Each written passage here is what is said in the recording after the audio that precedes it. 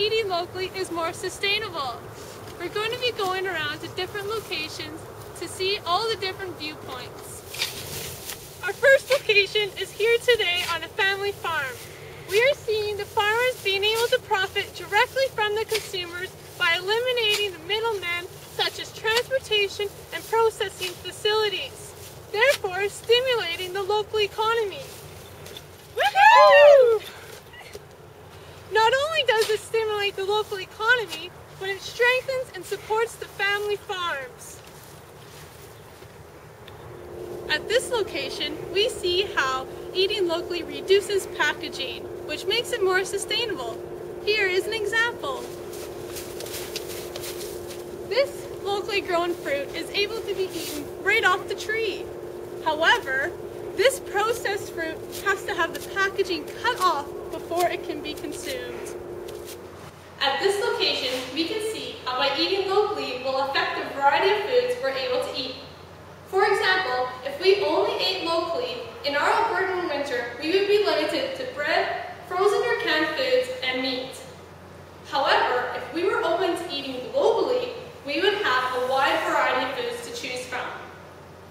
Let's go to our next location.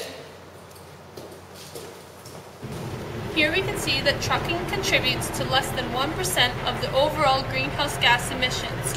However, it still takes the average carrot about 3,000 kilometers to reach your dinner plate. In addition, half of the eco-footprint in food production is caused by the drive to and from the grocery store.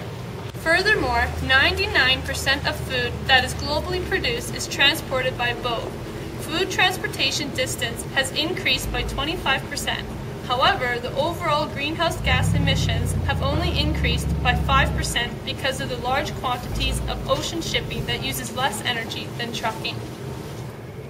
Here, feeding livestock can have a huge impact on the carbon footprint because feed has to be produced, harvested, and fed. In addition, this costs the farmer $1.32 per day per animal on a roughage diet. However, a farmer who is able to graze his cattle only pays 65 cents per day per animal and has a much less impact on the environment.